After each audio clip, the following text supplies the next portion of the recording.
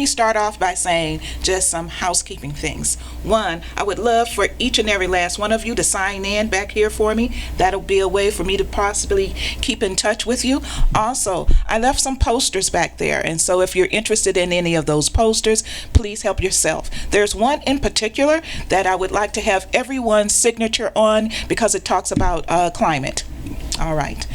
So I want to tell you just a little bit because we're talking about urban style, and sometimes style can be defined in any number of ways. And we're also talking about environmental justice. So in this discussion around environmental justice, and just to give you a little bit of background about myself, I've been doing environmental justice organizing for 14 years now. I've only just recently, since January, started working on Beyond Coal. And the work that we're doing there is around coal-powered plants in the downriver area. Okay, so I'm working with a community, a Tri-City community of Ecorse, River Rouge, and 48217 zip code in the city of Detroit. We've pulled together a number of residents, community leaders to look at what their community would look like if that DTE coal-powered plant, which is one of the largest polluters in their area, if it were to shut down. All right, this is huge. This is especially at this point in time and what's going on. And somebody got to tell me so I don't run over too. Who's going? Good, excellent. So we have a excellent group that are not only looking at the Tri-City areas, and they've been charged with coming up with a new vision for if this tax base of millions of dollars were to suddenly go away, right? This is huge. All right. Not only that, then they're going to come up with a vision. And this is huge because this is an area in the city of Detroit. As a matter of fact, I was born and raised in this area. It's an area that has always been the most heavily industrialized, I think, in the state of Michigan. So, that being said,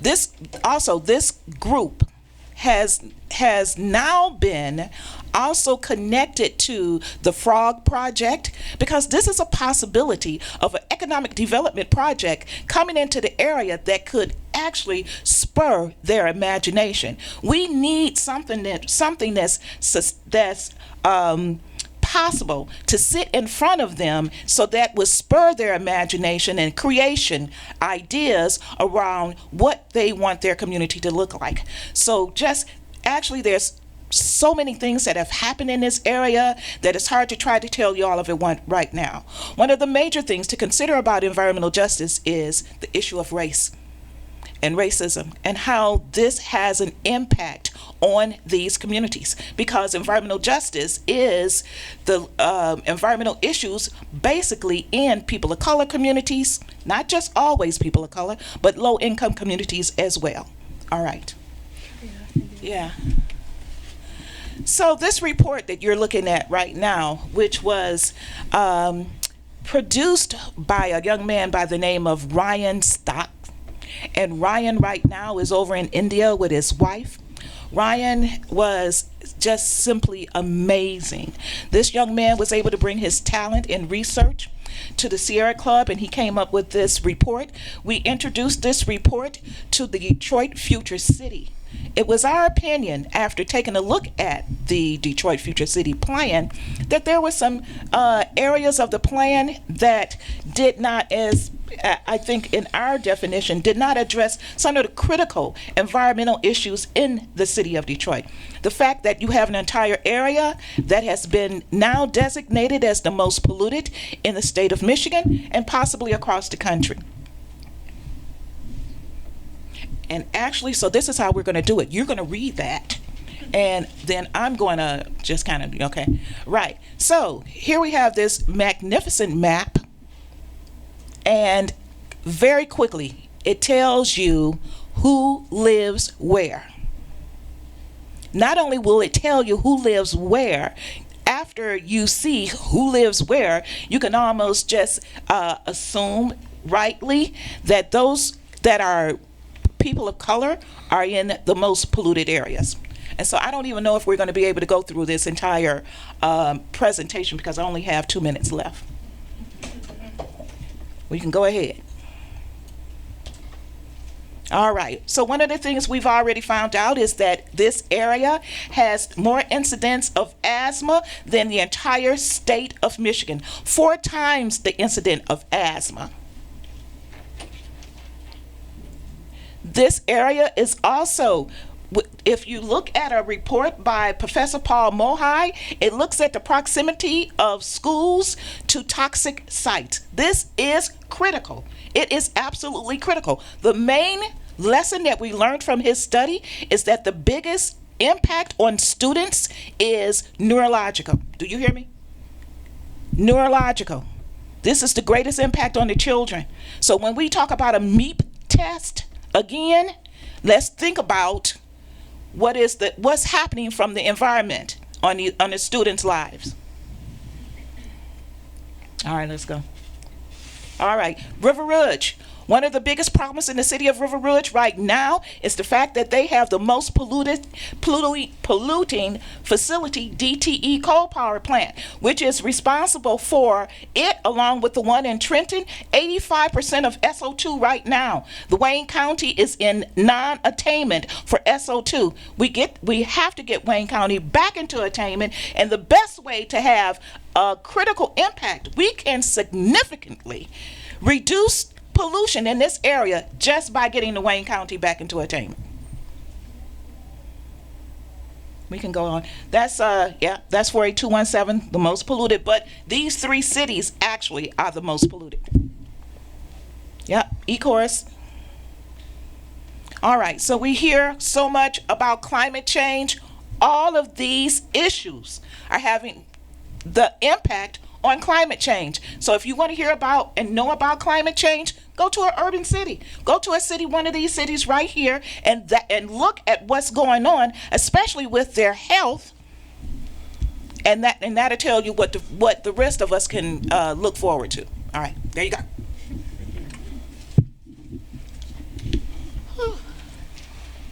I'm through.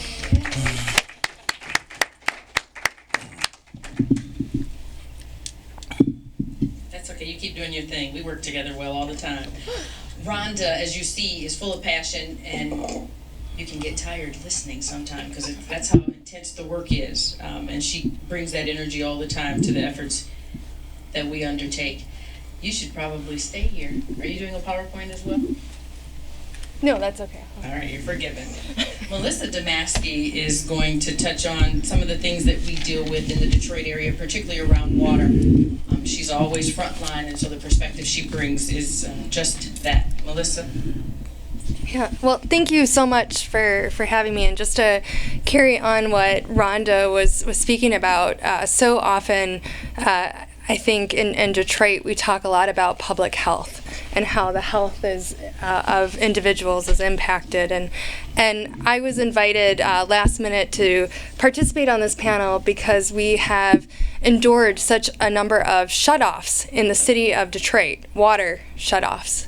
And so I wanted to just talk a little bit about those shutoffs and share what's happening in Detroit and how it's all connected. And of course, it is so hard to tell you everything that's to be told within a few minutes, but here I go.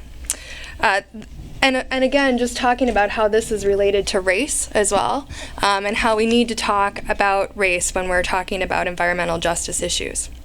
So the case of water shutoffs in the city of Detroit speaks to the deep racial divide and intractable economic and social inequality in access to services within the United States.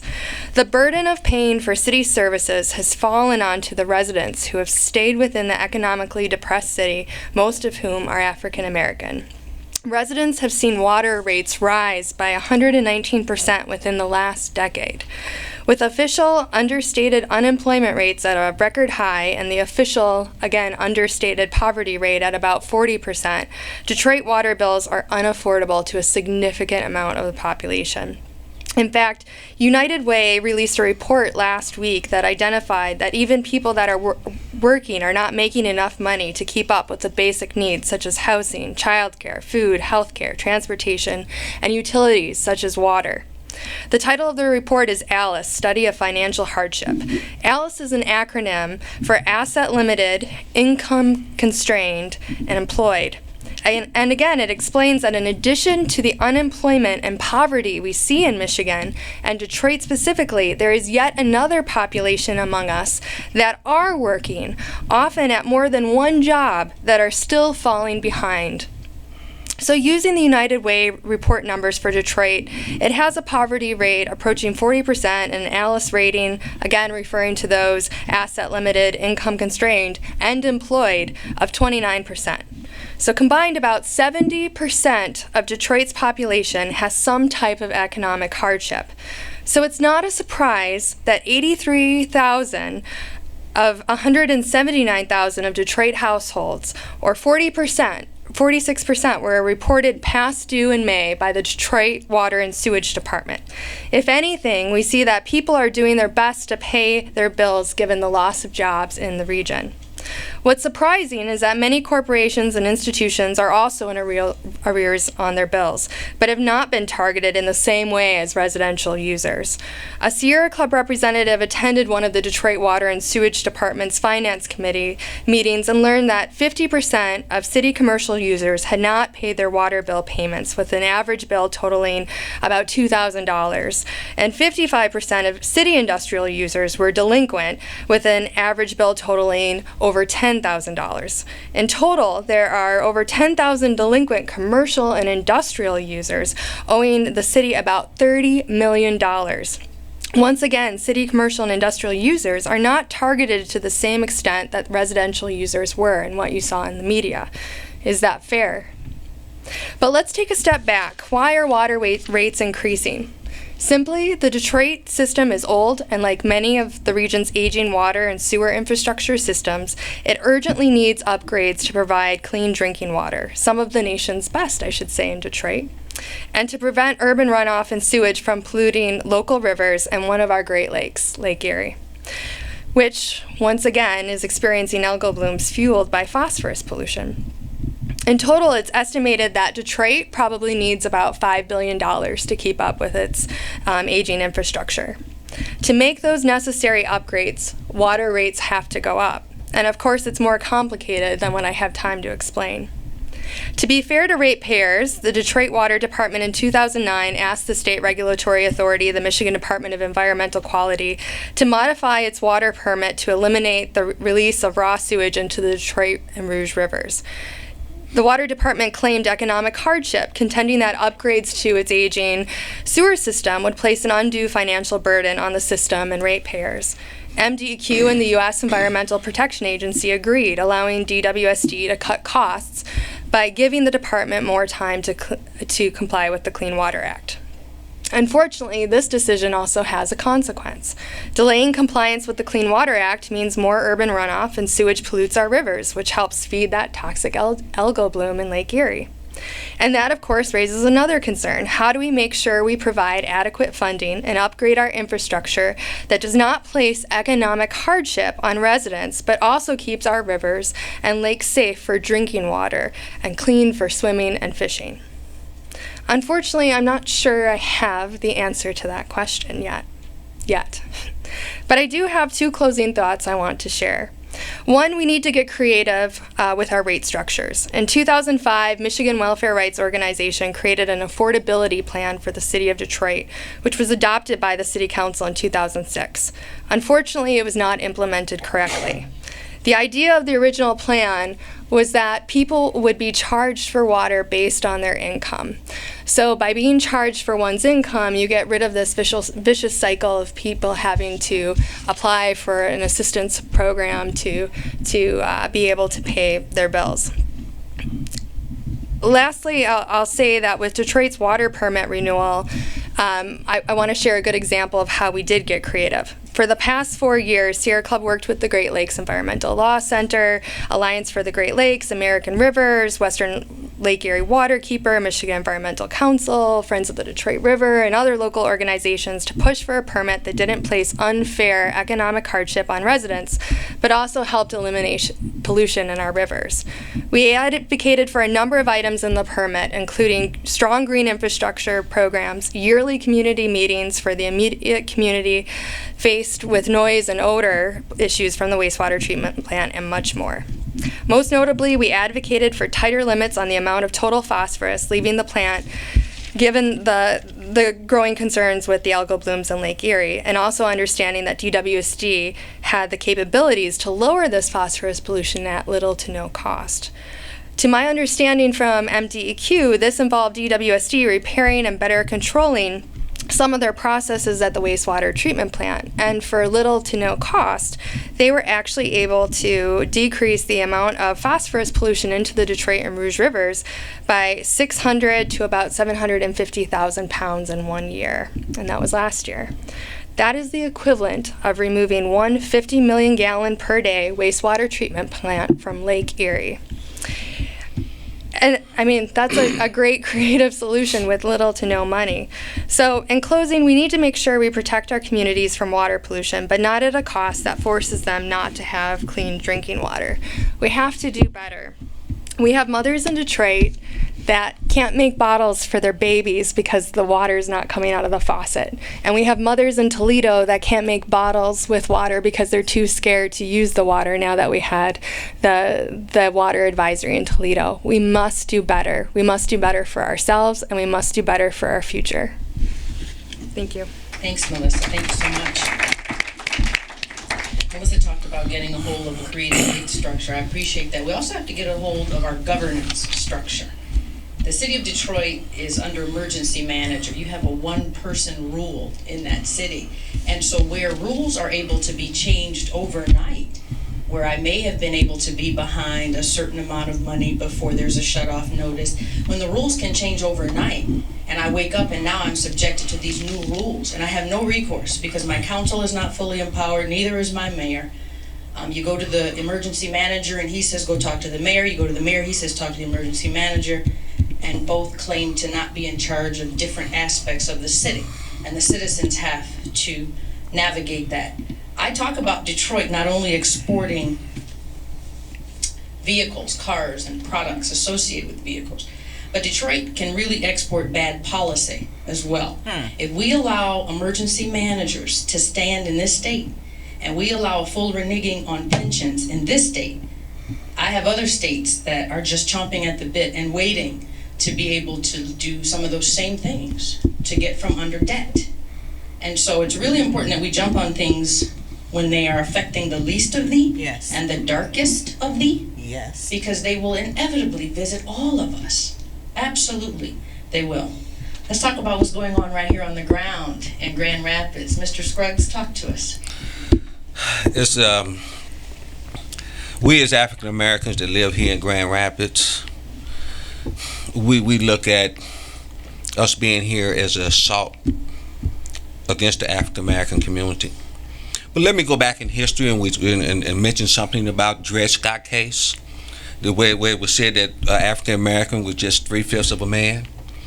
But categorically, we left there and went to Pleasant versus Ferguson, separate but equal. Then we went from there to Board versus Kansas versus the Board of Education. It was difficult for us to get education. But that was performance indicators with the civil rights movement that brought us affirmative action and voting. African American was able to make some strive in this country. Great strive, and we couldn't have did it without white people. We came through that Jim Crow era. But here we are in the year 2024 and still dealing with the Jim Crow era. We're here today to talk about water, talk about the environment. African Americans, we don't have time for that. Sure, we want to drink clean water. Sure, we want to live a long life. But it's difficult times for us. Because those in power, when I mean those in power, those that have political power, economic power, educational power, has it for themselves and not for us. It's just like when you work on your job, it's a difference between management and employees. It's a difference. And when we speak about those issues, they're not heard. There are individuals that say, well, there go another guy talking about racism. No, but there's nothing wrong with us saying, take your feet off of our neck. Good example, in 2010, they did the census. Newsweek said that Grand Rapids was a city that was dying. Sure, it was dying. It lost 25,000 people. Where did they go? They left the city, but they went out to the suburbs. Or they moved out of state because they couldn't get a quality education. There was no economics opportunities for them here. No political advancement. Because after the census, they gerrymandered us out. So our vote meant nothing to us. They elected a governor in this state, and Ms. Lightfoot talked about emergency managers.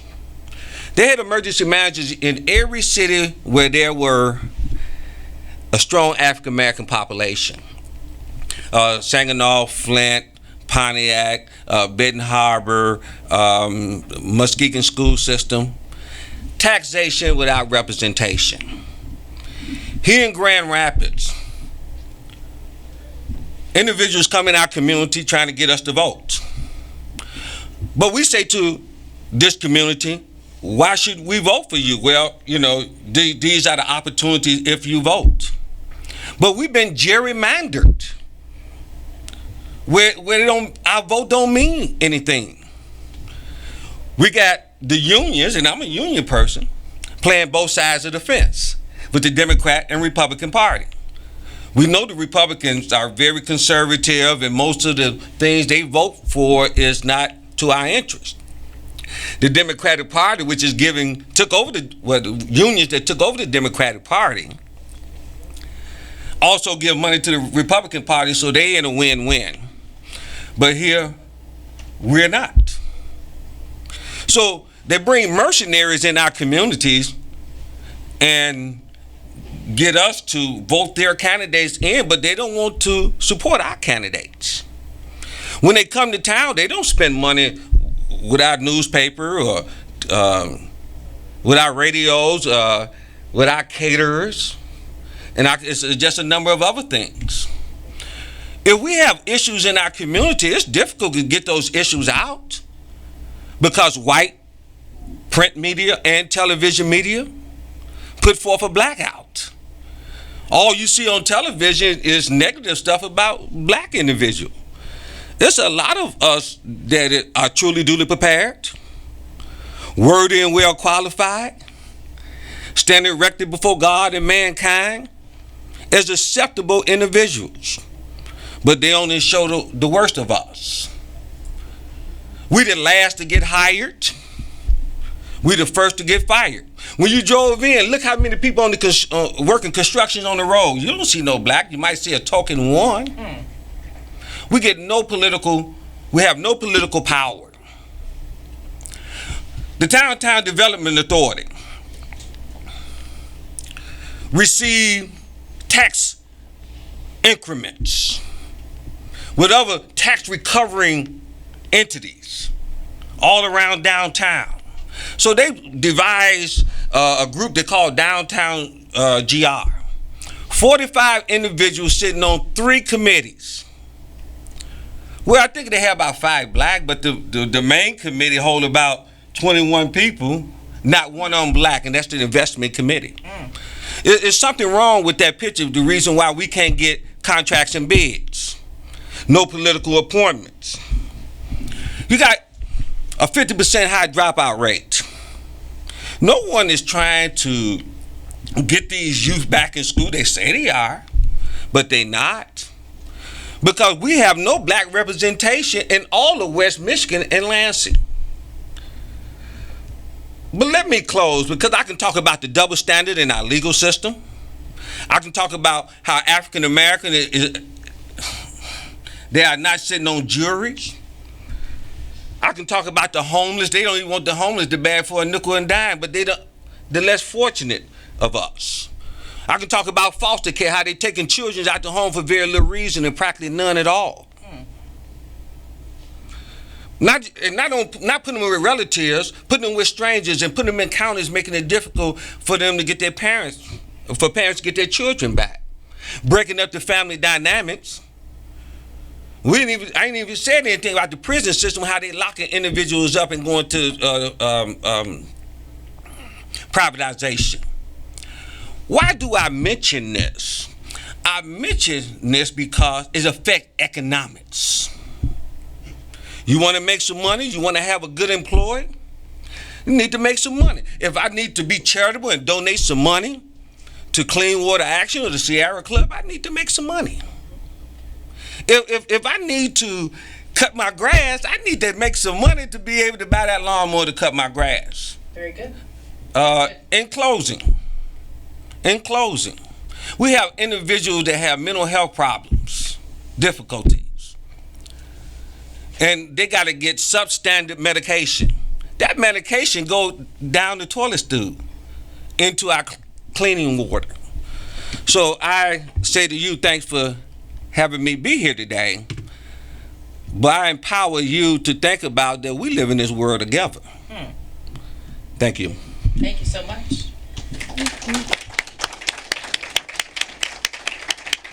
We heard a lot of things. It's interesting doing environmental justice work in the green world because you get the privilege of seeing how it's all connected.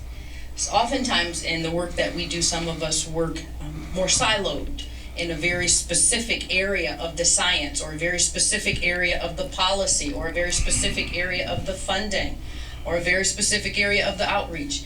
But in the environmental justice world, we get the luxury of really intermingling all of that, mixing the science with the really smart people who sit on the Great Lakes Advisory Board, who really want to push good policy, or sit with the community folk who want to deal with issues. As a breast cancer survivor myself, I'm very, very much, it pulls at my heartstrings, the health implications that come around green and conservation and sustainability work. So I appreciate, Mr. Scruggs, all of the comments you were making. I'm sure some of our viewers may question, how does that have anything to do with the Great Lakes? All that stuff you're talking about, how does it have anything to do with the Great Lakes? And so we get the luxury of leaving this workshop really being more empowered to take the onus of making those connections for people. First, making them for ourselves, making those commitments and those connections for ourselves. You know, I'm a military girl. I served in the Air Force under Daddy Bush the first time we went in the Middle East.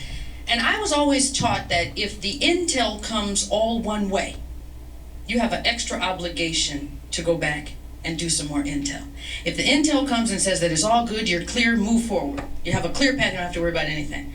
Or if the intel comes back and says you better not move, they'll wipe you out because they have way more of everything than you have. Neither one of those can you go by. You really have to do more diligence. And so when you hear a narrative coming out of an urban center, and it's all good about how it's all coming back, and it's all developed, and it's all good, it's all great, but that narrative is not coming from the very people on the ground. You don't even see them in front of the camera. Too often the people talking about the narratives coming out of urban centers look like this audience. They don't look like the folk up here. And that's fine in the sense, but you gotta ask, where's the other voice? It's like listening to our local news and listening maybe to the BBC. You get a totally different perspective on the same story. And we have an obligation to do that extra due diligence. Nothing is all good. Nothing is all bad. And we have to figure out where that medium is. I want to take questions from anyone in the audience who may have one. Please, and I'll repeat it for the camera. My question actually is to Rhonda, because you had to go so fast and you had a beautiful sheet of recommendations. Could you maybe go back and share that list of Solutions. Recommendations? Can you find it? I will Sure. try. Well, what we'll do is we'll sit it up there and you can take a look at it. Great. Okay. Next question? Go ahead. No, you can. Next question? I want to hear what you all are doing back on the ground, or do you have it all figured out where you are? Go right ahead. I have a question for Michael. You spoke so passionately about a number of different challenges that are facing Black communities, and I really respect that. And my question is, so do you think that in Black communities, problems of clean air and clean water are recognized as like at the same level for those communities as the problems of unfair, unjust incarceration and police violence and that sort of thing? And like, if not, do you think there's a way to, I don't know, like, do you think there's a way that that Black communities and like these minorities communities who are disproportionately affected, as Rhonda said, by environmental issues would come to recognize that as something that really affects them? Does the African American community here prioritize water and air at the same rate in which they do incarceration, criminal involvement? And if so, how do we make them value it equitably? I mean, we prioritize it because we want to stay healthy as well. You know what I mean? We are medically conscious. It's just that it's not an immediate concern. The immediate oh, go ahead. I mean, a lot of us live from check to check. If we're in a situation where we see something that's not right, we would speak on it. So we would be want to advocate for it.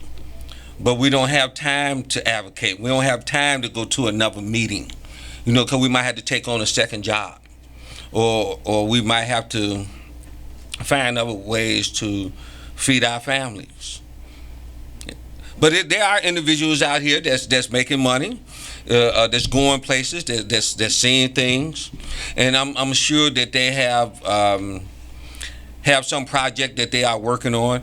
But I think that we as citizens, we living in this world that we want to survive, and we know that it's important to make sure that our water is clean, our air is clean. If we see somebody dumping, to pick up the phone and call the police.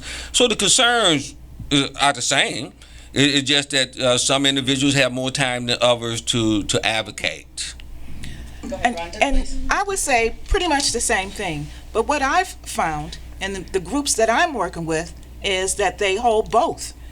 I'm working with a group of community leaders that are there for the meetings, that are there to make trips to Washington, D.C., to make trips to Texas for this most recent EPA hearing on the tar sands. They are doing it all. I'm just amazed that when I can call Alicia and ask her to do something with me, and she'll tell me, well, Rhonda, you know, 2 of my tires on my car was slashed, but she'll still make it to that meeting. So, and I see this all of the time. I hear it all of the time. So, and there's been some recent Sierra Club polls that show that African Americans and Latinos hold environmental issues and support those issues more than white folks do. So I don't think that there's much of, myself, I don't make a difference between environment and social justice issues. We all want clean air. We all want clean water. And we'll do whatever it takes, whatever is necessary to do that, because we got the children, right? And we want the same thing for our children that you want for your children. No difference. I think what you find too in the African American community and communities of color in general, the one individual that shows up at one meeting shows up at all 6 or 10. The one person that sits on one committee sits on 8, 12. To whom much is given, much is required. For those of us who don't have issues with paying for tires or don't have issues with insurance, I find that you have an extra obligation to take that drive or that flight or that time that it takes to meet on behalf of. And you have an extra duty and extra obligation to go and represent well. One person may represent 20 from one community. One may represent 5 from another. We have that conversation all the time about how it's the same people, just a different meeting time and location in many instances. And so we have to do more, I think, to bring in young people too, young people very early. The priority is there. It's just a matter of life quality, choices, versus going to a meeting. That's a choice, and it's not always the same outcome. Yes, please. I may be an idealistic or a dreamer, and you know I think that Great Lakes are wonderful and it's a beautiful state that we have here.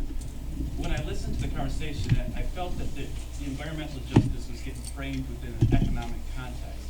And so when I think about environmental justice, I think, you know, what's the solution? I think of sustainability, and when I talk about people, planet, profit.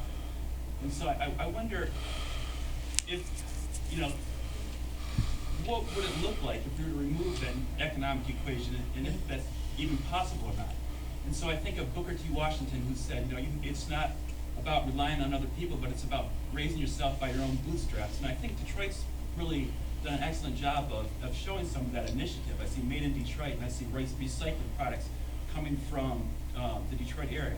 And I know that the Rain Barrel project is something that's like really gone over well. And so I was wondering if you might be able to talk about some of that grassroots initiative that like makes people aware of those environmental issues and really educates the people of Detroit so that they know what those issues are and they know what they have to do instead of, running their faucet, taking 10-minute showers, 20-minute showers, being more efficient in their water use. So I guess again, could you talk a little bit about some of the initiatives that have been useful in helping Detroit raise themselves up by their bootstraps?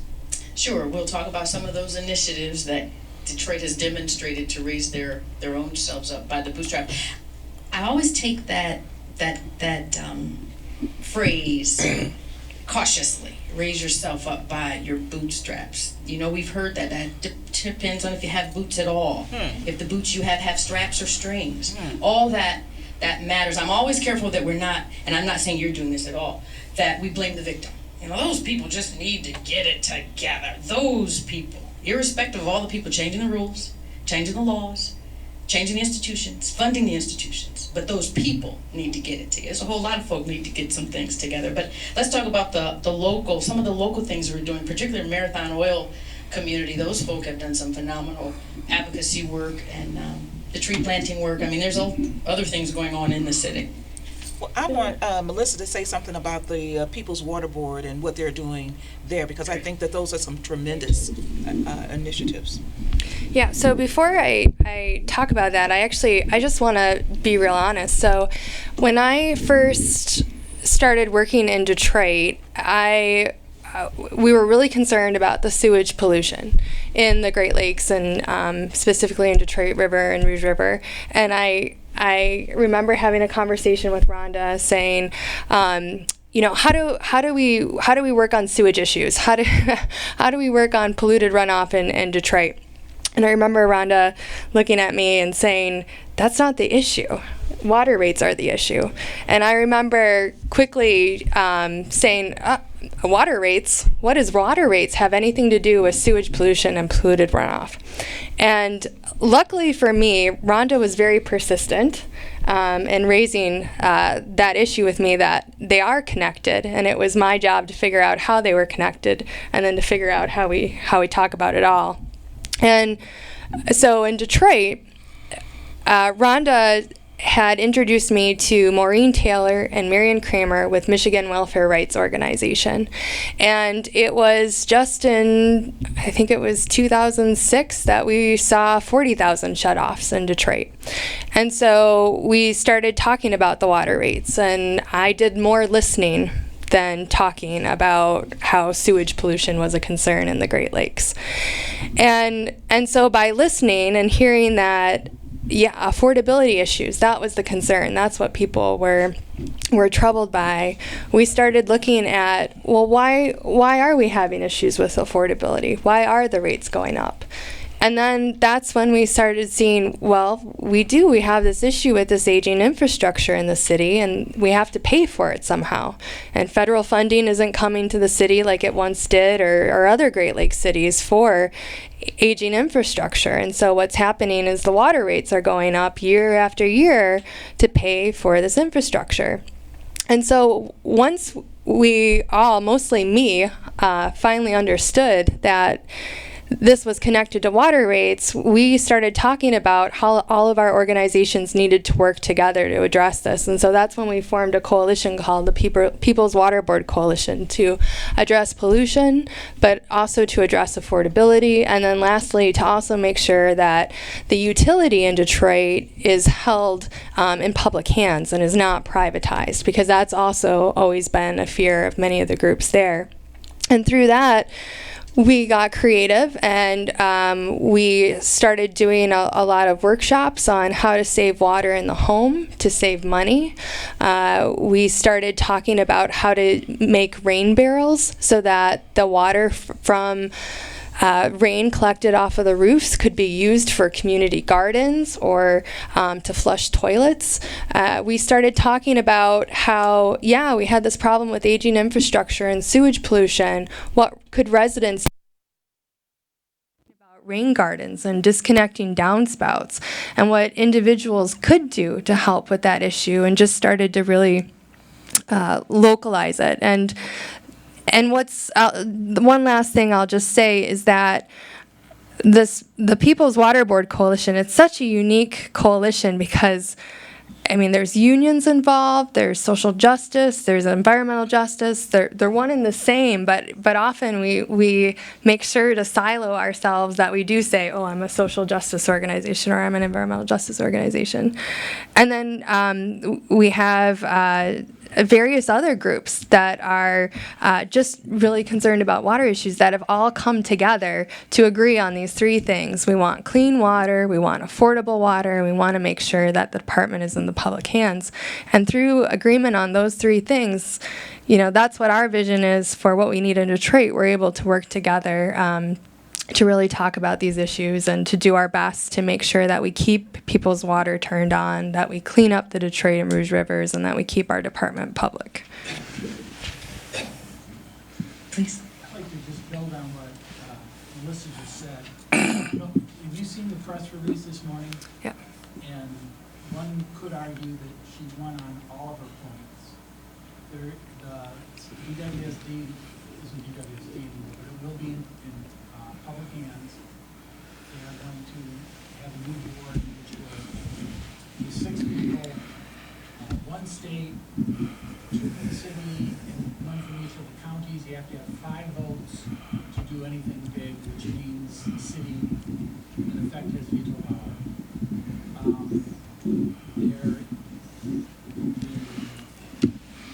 Suburbs are going to lease their interceptors and their portion of the wastewater stuff for $50 million a year. And there will be a $450 million pot of money to basically subsidize struggling ratepayers. And the mayor said the final comment was something like, he is now going out to talk to all the workers in both the new authority and the existing authority. And his comment was, you may something to the effect of, if you like the idea or if you don't like the idea, this is the best deal I think I could have gotten, and I want to go talk to the workers and try to explain it, face to face. So that was, I thought, pretty big news. A lot of work that Melissa's been doing over the last couple of years. So I have to add a little caution to this, because how that was arrived at today was not by any means a democratic process. And so there are going to be a lot of concerns, while there might be good parts of it, that undemocratic process is a problem. So in Detroit, Simone explained, we have an emergency manager. Now, in the city's charter, it was always said if anything would happen to the water department, city council or the people of Detroit had to make that decision.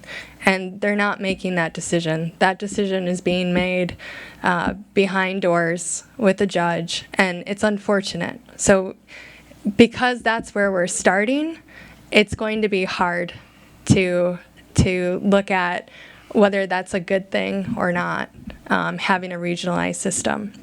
And over the years, I'll just add that, we do want to act as a region. Water has no political boundaries. We shouldn't, we want to act as the Great Lakes region. We have to get rid of these political boundaries, but we can't do it out of the expense of not respecting individuals that built that system and paid for that system. And that's the unfortunate thing of what's happening in Detroit with this regionalization.